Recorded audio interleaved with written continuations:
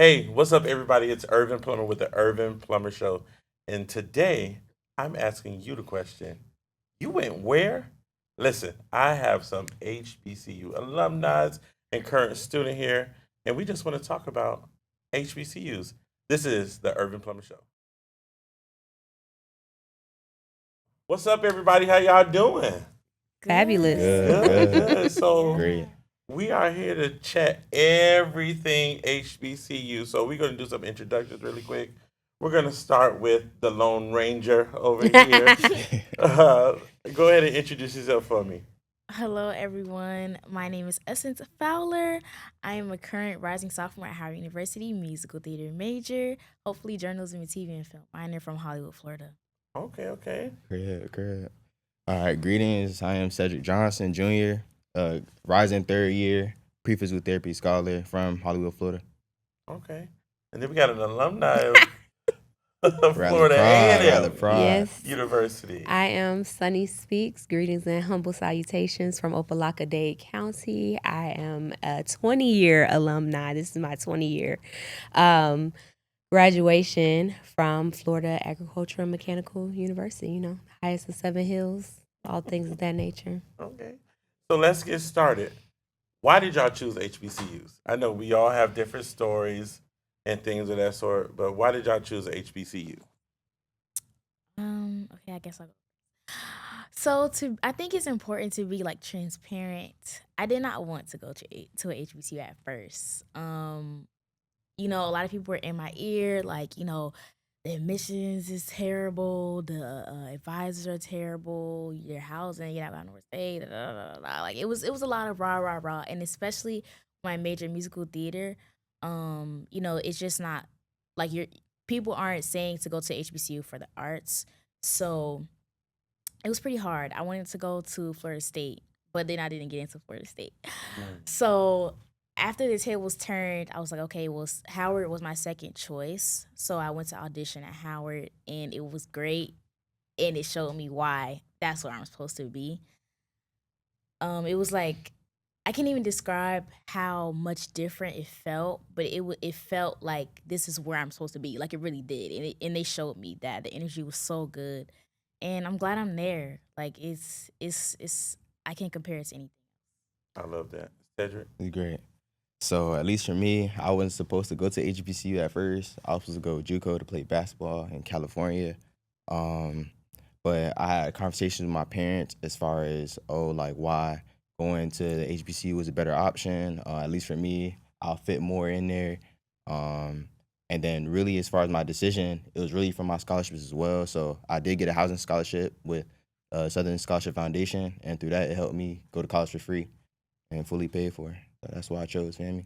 That's dope. Amen to free money. I know Yeah. that's right. That's free, Definitely. my favorite number. What about you, Sonny? I have a similar story actually. So FAM was my last choice school. I applied to my top choice was Louisiana State. I wanted to be a veterinarian.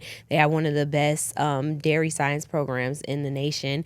And I went to school in 2006, 2005. Hurricane Katrina had happened. So they were like, we just got to get things together on the ground. So we need to take no more people. I was like, okay, cool. No worries. UGA was my second choice school because they had a great dairy science program as well. And I got waitlisted. My third choice was UF, and I didn't get into UF. So I ended up going to FAM. FAM was actually the only school that accepted me. I went to Turner Tech for animal science. So I used to be one of those kids that was at the Dade County Youth Fair with the animals and all that good stuff. And also my brother went to FAM and he was in the 100 and all of that. So my parents felt super comfortable once I did get into FAM, like taking me to Tallahassee because it didn't feel like they were just like leaving their baby there. My brother was already there. Everybody knew him from being in the band. He rapped on the set, all of that stuff. So I just felt like, even going there, I had to kind of make a name for myself because I was Trayvon's little sister for like the first 2 years, So basically, you ain't have no choice. I didn't have no choice, honey. I did not have no Okay. choice, but I'm Yeah. grateful that FAMU accepted me and my 2.83 I love GPA. It's a So blessing. for me, I did not go to HBCU. I went to Broward College. So I have a question for you guys. If you looking at me, what HBCU around the country would you say that I went to? if I did go to a HBCU? And I'ma you don't have to always say fam. I'ma You don't always have say to say fam. Howard. But based on my personality, based on who I am, like, I what would think y'all say? I should state early in the show that y'all should know this about me. I'm a FAMU supremacist. Okay. So I think you should have went to FAMU. I think you did go to FAMU, and it's not too late to still go to FAMU. Yeah, definitely. What Family. about you, Essence? Um, Give me your let honesty. me think for real. I think knowing you, I feel, and it's crazy to say, but I really do feel you would have went to fam. Hello. Wow. I Yeah. do, and not Let the because, church say. you know, the people like to say they number one, not because of that, because that's not true, but you know, just your energy. I think you fit in very well with them. Okay. Yeah, it's a great school. So I did have the opportunity to audition to get a scholarship at Bethune-Cookman University. I graduated high school, and my choir director, he was going to take me up there for an audition to get a full ride scholarship. But my mom, she was like, "No, nope, you're not going up there." So I ended up going to Broward College, and then yeah, that's the end of that.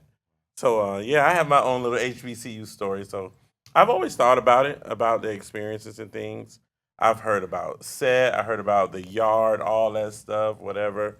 So like, what has been y'all experiences as it pertains to like those type of things, like in the yard and set, whatever that means. Nah, whatever that means. Man. Yeah, when y'all. Yeah, I'll start. Definitely FAMU was something. It was definitely like a wake up call. Like I remember my first day there moving in that night. My housemates within my house told me, "Oh yeah, there's a party going on." I definitely went, and I had a time, and then it kind of just made me love the school for real, for real. And then just as I've matriculated throughout that first year too, I kind of appreciated the school way more over time.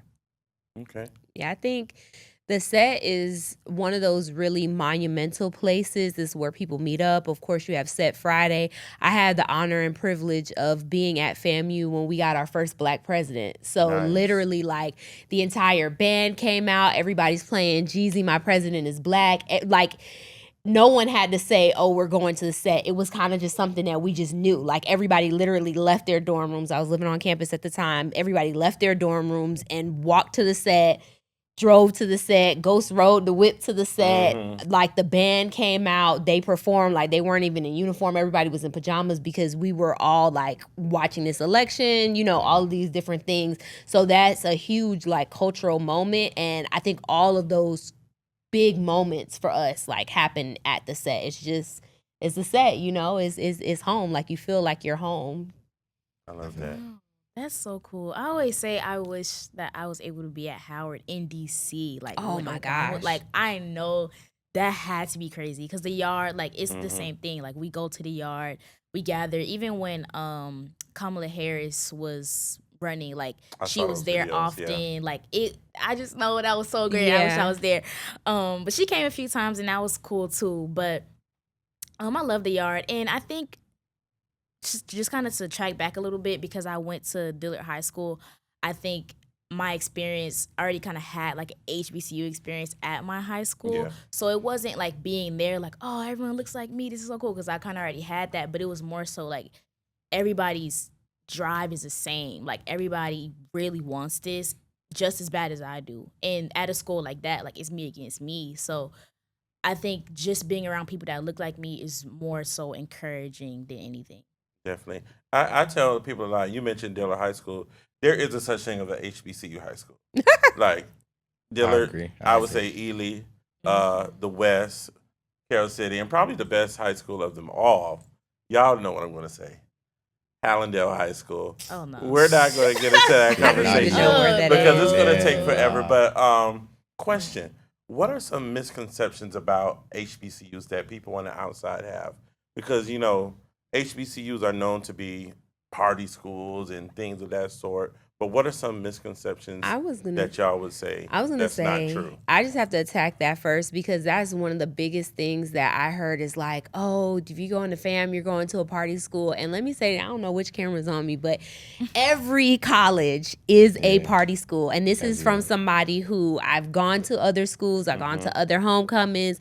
I literally was across the tracks from Florida State. If you think fam, you people can party, like those white kids at Florida State, I never did a keg stand until I went to a Florida State party. I didn't even know those existed. So I definitely was looking forward to that question to just dispel that rumor Right. that that HBCUs are party school, because every college and university is a party school. It's your first time being away from your parents. You don't I remember my first year going to like the resident assistant to the RA and saying like, oh, what's our curfew? And they're like, curfew? Like, because I had a curfew when I was in high school. So it's your first time being on your own. Like, of course there's parties on campus, off campus, different organizations throwing, but that is literally unless you, I would say, go to like a private Christian, Right. you know what I'm saying, university, every single school is a party school. There's people who party, there's people who study, there's people who do both and make time for both. And it just depends on the type of person you are. Yeah. Now, Essence, you are a founder of an organization at Howard University. So tell us about that. Well, we're not an official Howard organization yet, but we did start our company at Howard. It's called From West to South. Well, our Instagram is From West to South. The company is West to South. It's a dance organization. So we started West to South because there were of course, there's dance things on campus. Howard is known for its dorm dance stuff. So they have like stroll teams, step teams. They have a competition annually. But we didn't really want to conform to what everybody else does. And my co-founder, Jackie, she's from Las Vegas. And me being, I tell them I'm from Miami because they don't know about no Hollywood. So like those two big cities combine the dance styles, we knew that would be something different. And just to make, create a culture outside of the selective organizations. Yeah. I'm not gonna say too much about that, but to create a culture outside of selective organizations, away from like what the people always want to join or might be scared to join because of hazing and things of that nature. So we do host dance classes like every month. Everybody can come out, have fun, and go about their business. So you're not like conformed to a team or anything like that. But yeah, we started West to South just to create like a nice community. And for definitely, people like that. no shade to the other organizations. Or Yeah, whatever. no, definitely You not. just have your own lane. Yeah. And then she brought it up. We do want to talk about it. Hazing is not something that we promote or No. endorse here on this show. If you see something, say something. There Definitely, it is. yeah. So as we continue with the conversation, where do you see your impact lying at your university? Where do you want to see, like within the next 10 years? What type of legacy do you want to leave there? So I'll go first. As far as my legacy, I want to leave a lasting impact on people that like have attended the college even after me. Say if it's my siblings, family members, or people that I know from back at home. I want them to just be able to like enjoy their experience, and kind of just appreciate like me in a way in my experience and how I've helped them get into college as well. Okay. That's it. Can you repeat the question? Your legacy as it pertains to going to the university.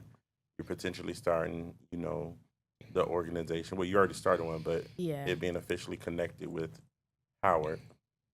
Well, definitely that's step one, creating something of my own. And it's funny because I didn't think that I would do that at that Mhm. school. I was so fixated on Florida State. I didn't have like a real idea of what I wanted to do or who I wanted to be at Howard. But my time there so far has really challenged me to not fear anything. Like I just want to leave there knowing like I got it. Whatever room I step in, like I came from Howard University, like I got it. People like Felicia Rashad, Taraji P. Henson graduating from the school that I attend, like that's huge, and that alone shows you that I'm capable enough. But going there, learning what I need to learn, doing what I need to do, just I can't leave there being scared of anything. really. Yeah. Now, for you, Sonny, you've already carved out an amazing path since leaving Florida A&M University, and definitely congratulations to you, my friend. Tell us, what legacy do you feel like you left at FAM, and how have you contributed? Ooh, child. So I actually started an organization at FAM too. I'm a co-founder of the first poetry organization at FAMU Voices. Nice. So we do spoken word poetry. And I since then, of course, for the folks who know me, I'm known for vegan food and vegan oxtail. It ships nationwide and everything like that. So I think that's my biggest legacy that I want to leave at FAM too, because there are like more students that are coming in that I speak to, like when I go to homecoming, that are really grateful that I provide vegan options at homecoming, because more people are going meatless. And it's just something that I want to think about, because I think when I first went vegan, I had an idea in my mind of what someone who was vegan looked like. And now, like with my classmates, them seeing me like I'm still, the cool cousin, still gonna be at homecoming, still gonna kick it on the yard. I just don't eat animals. And having that thought process that there are more people like that in the room and in the space, I want that to be the legacy that gets left at FAM, so that it's like when more students come in, that they have that option. They don't just have to have cereal or try to find something off campus, that there are more vegan options on campus for students. I love that. I love That's that. really Yeah, that's really dope. Y'all have to taste her food. She was vending at Jazz in the Gardens this year. She didn't do the vegan oxtails, but she had her whole lemonade brand and everything that she had there. Yeah, with just lemon. Shout out to Trav and Santana. Yeah. So as we move forward, let's talk about y'all president over there at FAMU. Oh man. FAMU. Why is it such a big deal? Because when she officially got signed in and everything, or even the idea of her being there, it was a big uproar. Like, no, we don't want her here and everything like that. Can y'all put some context to why people felt that way? I want to hear from Cedric, then I'll hear from So I'll say first, like many of the students at my campus, they know that like they say she's a MAGA plant, and all that. And kind of like when I've watched the whole like election and everything like that, she kind of came out of nowhere, like literally. Like she wasn't on the pole of trying to be president until at the last minute, and then she had got the opportunity to be president, and then she requested a salary above like the means of the school too, so she's getting paid a lot of what the school can't even much pay for real. And people know that people don't really like her at the school at all, but I mean we can't do nothing about it. Now, question to you: has she done anything to help the school? I know that there is some talks of a new stadium and things like that. I mean, yeah, I say like a new stadium is like in the works in a way, like a new football stadium, but it's more so like has she really did a lot? Not really, not as of right now, honestly. But Now, as hopefully an- she does though. okay. Now, as an alumni, Sonny, how do you feel? I mean, it's similar. Like a lot of people have said that. I personally, I don't like to speak largely, particularly on things that are political, where I have not done a lot of research, and I have not done a lot of research.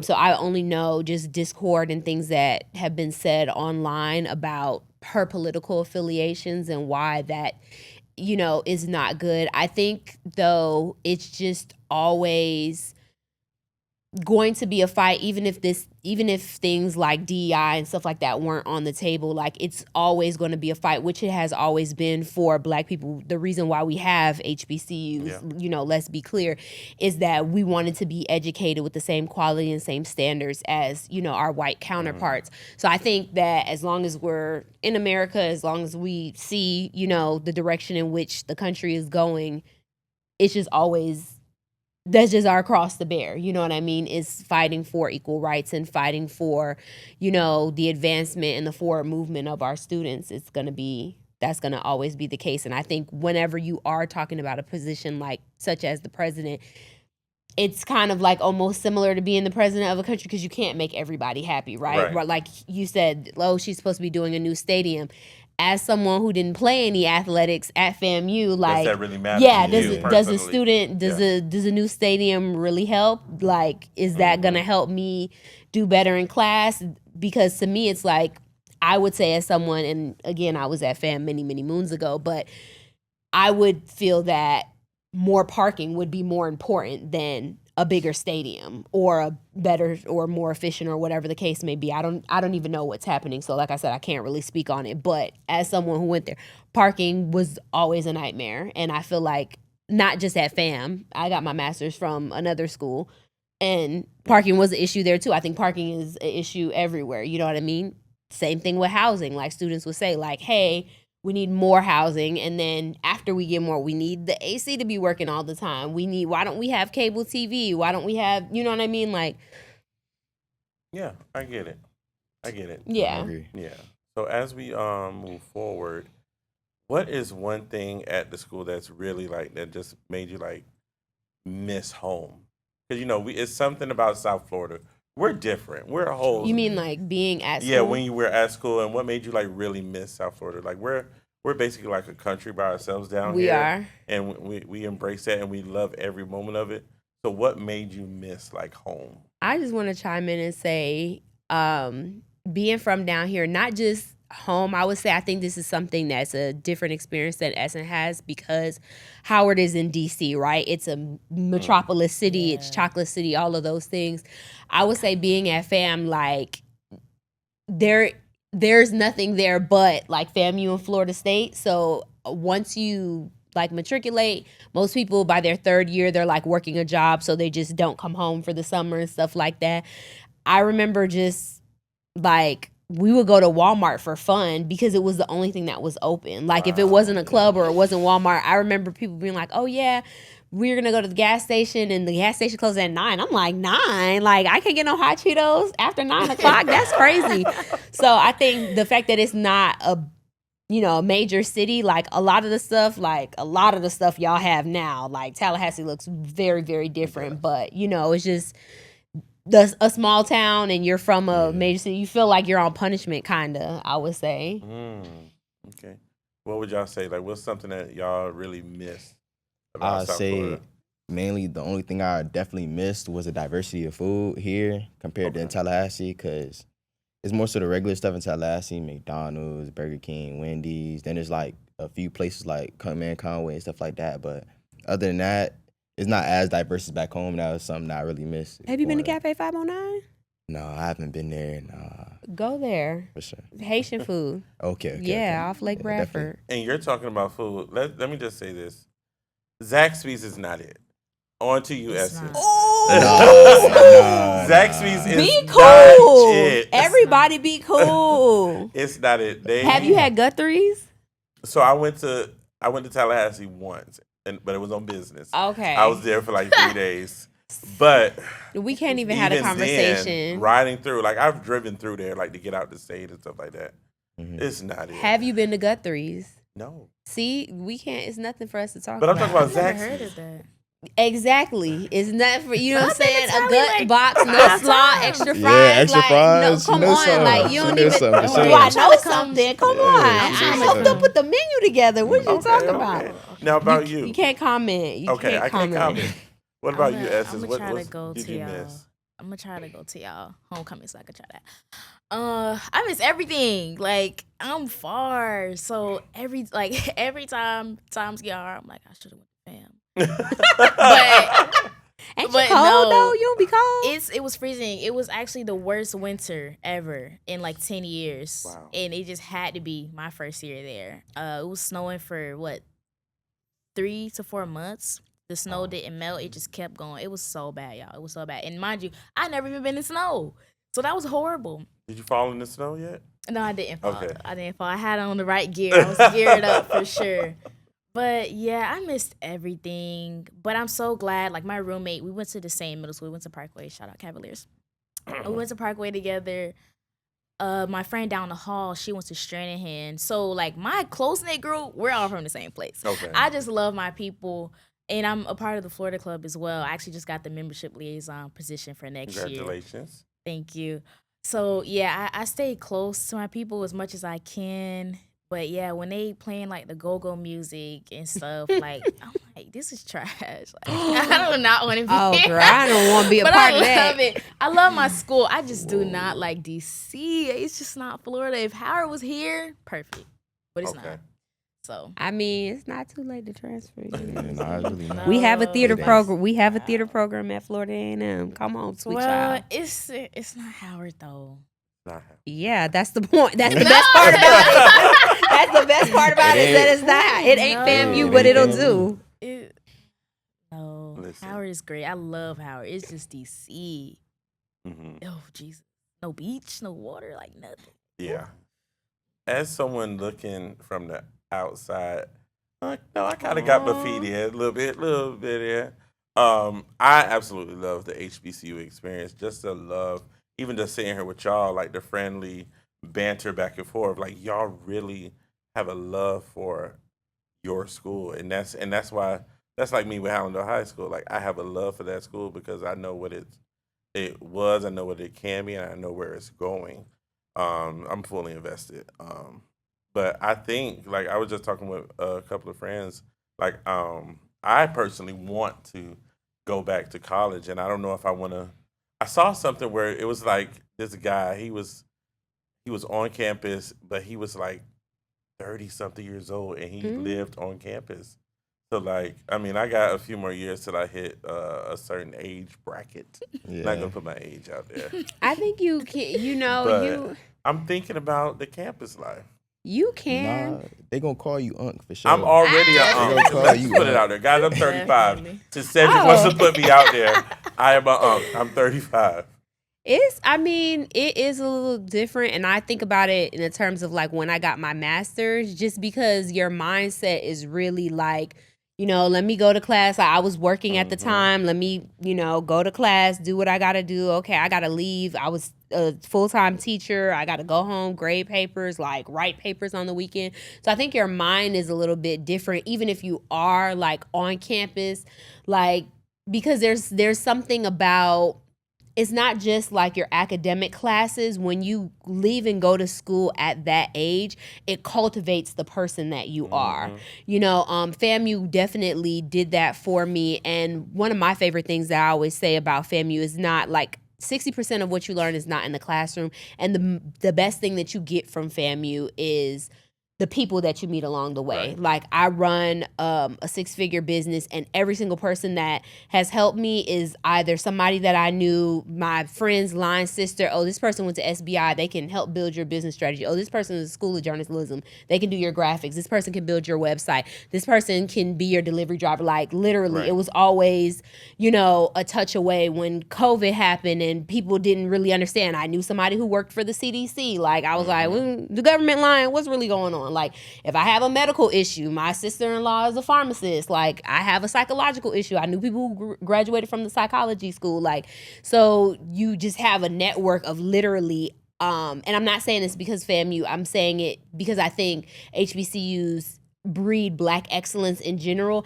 Every Definitely. person that I know is at the top of their industry. If you think of like vegan food, immediately you're thinking of what? Pinky Cole and me, right? And both of them HBCU grads. You know what I mean? If you think 'Cause about, she went to Clark, right? she went to Clark Atlanta, right? If you think about any single industry, I know a Black person who's not just in that industry, but is at the top. And I think that's the best gift that you get from, you know, going to a HBCU. I can always find someone Black to do the job, you know. And I remember my first year, something that my professor said, because, you know, you're just like, I'm away from home and all this stuff. Is like, you have your entire life as a Black person to be a minority everywhere you go. This is your one time for 4 years. You get to be the majority. Everything you do, everywhere you go, everything you eat.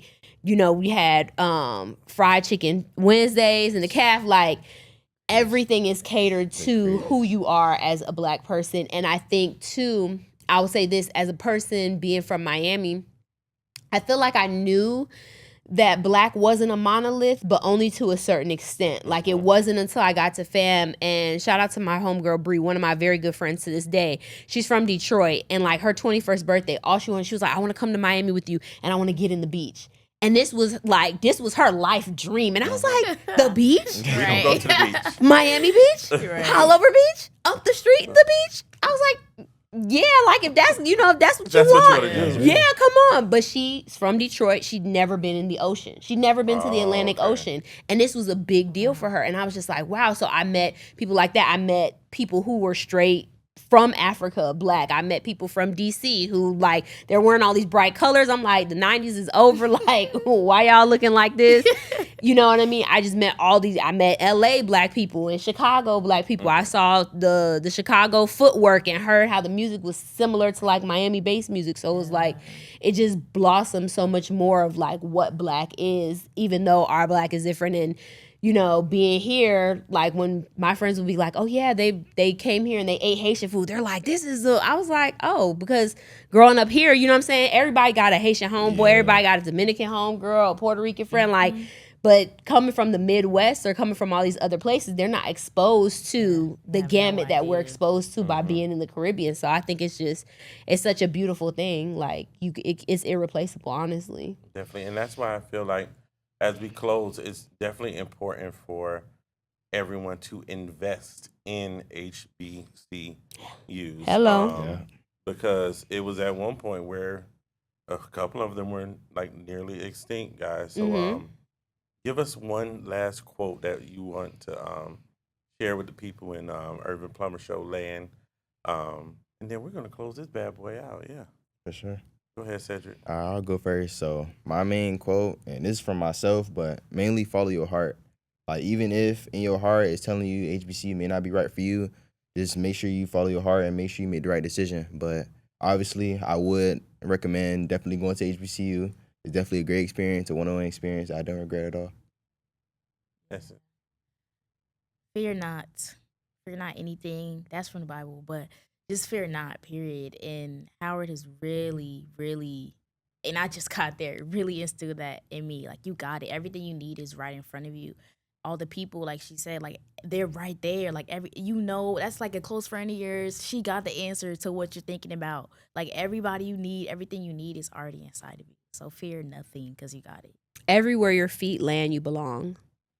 Never feel like you're not good enough, not smart enough, don't have enough experience, your brand isn't big enough to be where you are. The doors are already opening for you. Something that I live by is leap and the net will appear. I love that. Yes. I love that. One thing I tell everybody over the last 2 years, it's been my mantra, my saying is take some time to enjoy the view. And that is from, of course, the show The View. Y'all probably don't know what The View is. Well, you're in theater. But definitely take some time to enjoy the view, whether that view be the beach, whether it be Howard University in D.C., or whether it be Tallahassee. Take some time to enjoy the view. So, guys, this has been the Irvon Plummer Show. Catch us next time, okay? We love y'all. Bye.